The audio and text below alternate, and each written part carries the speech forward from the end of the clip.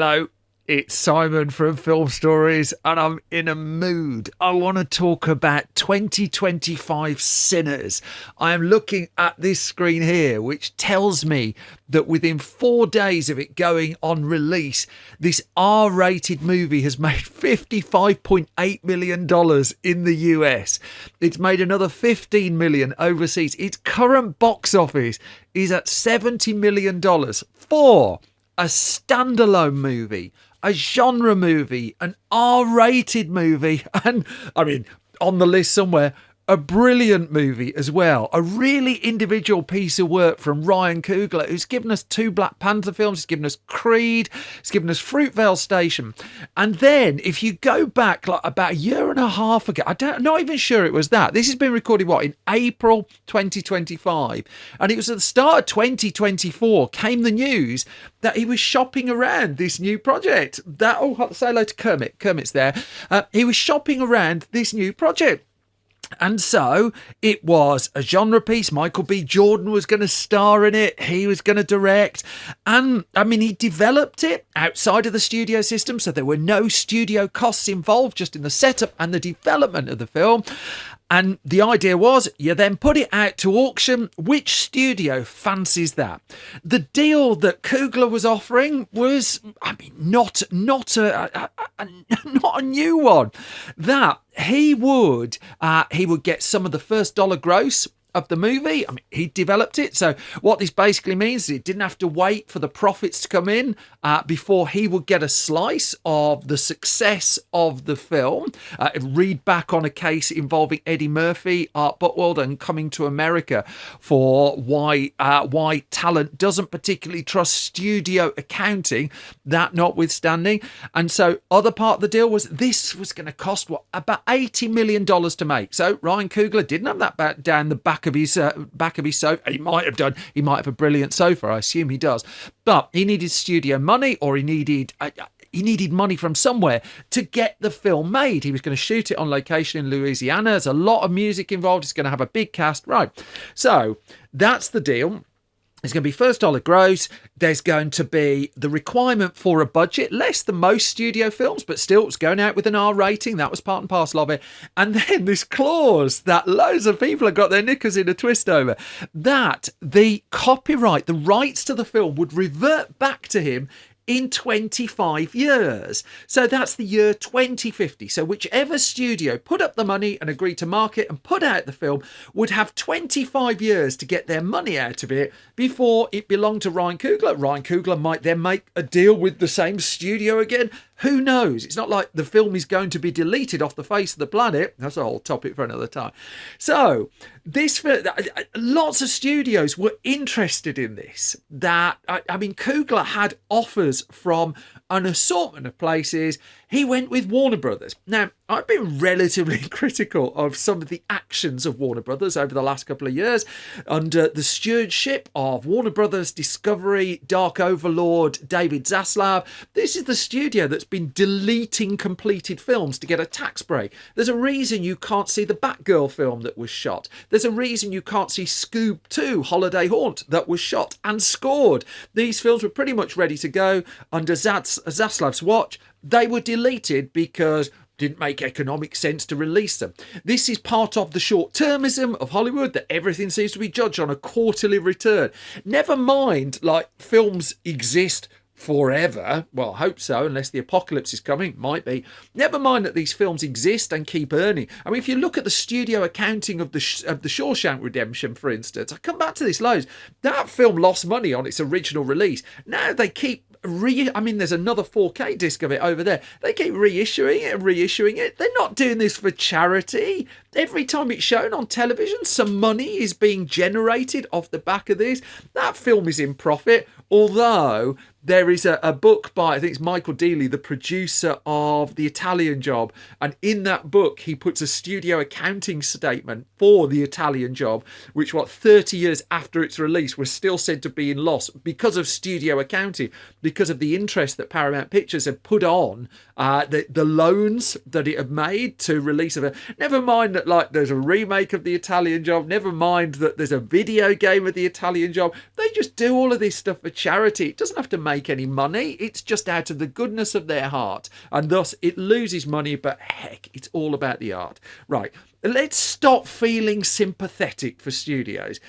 In the case of Warner Brothers, who I have criticised, it went into this with its eyes open. And also, the studio that was always the home of filmmakers such as Richard Donner, Christopher Nolan, Clint Eastwood, sort of lost its lustre of being the director's studio. And so it's made, I mean, it's done a lot of work on the side just to try and do something about that, luring Ryan Coogler to make his new film with Warner Brothers. Paul Thomas Anderson is making his new film with Warner Brothers. We've just seen the Alto Nights a month or two ago, which no other studio in town would make. An R-rated mob drama from Barry Levinson. I mean, it's just like, it's an extinct genre on the big screen.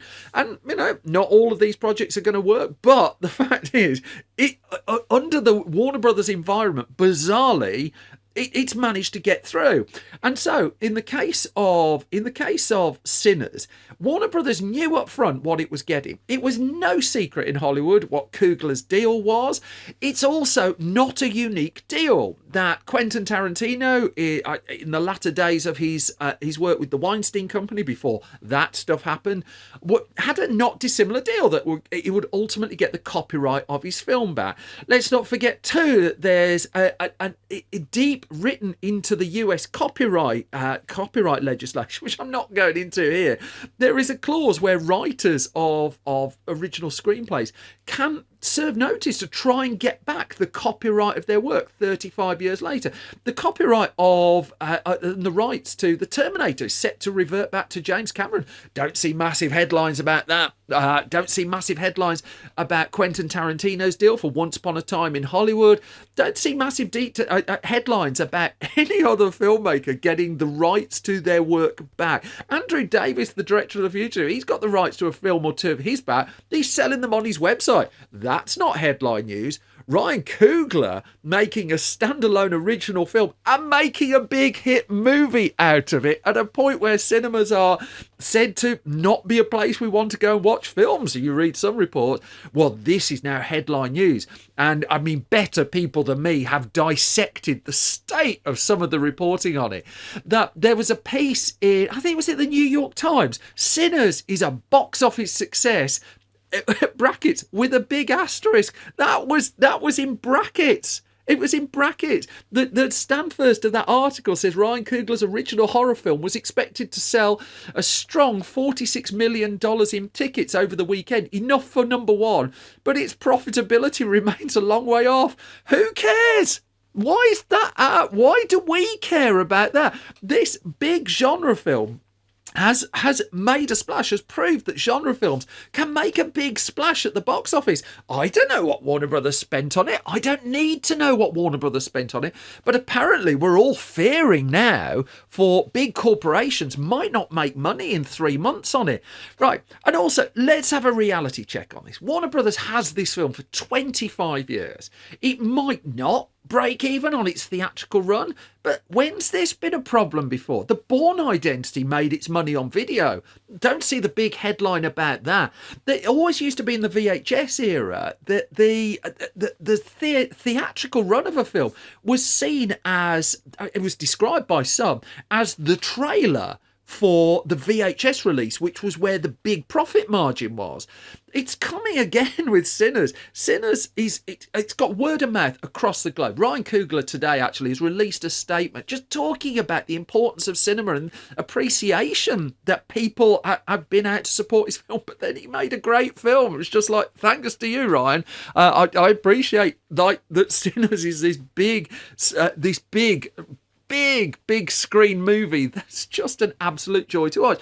So you've got Sinners is this box office success with a big asterisk. Then you've got, was it Vulture? Hollywood execs fear Ryan Coogler's Sinners deal could end the studio system. Could it? Hell, go back to the 1970s when people like George Lucas, Spielberg were coming through. Brian De Palma was coming through. We got Hal Ashby films. It's just like these singular filmmakers who were managing to make these movies that Hollywood executives don't understand. Who cares what Hollywood executives feel. Who cares? We're the audience. We're the ones who choose to go and see a film or not. Hollywood executives ultimately have to, at some point, train their eyes on their customer. And I'm their customer for Sinners. I'm one of millions of customers for Sinners. The bizarre reporting around cinema's biggest standalone success story in donkeys, since Oppenheimer, really, is just... I struggle to wrap my head around it. I mean, there are obvious reasons why it could be so. Had Christopher Nolan done this and struck this kind of deal?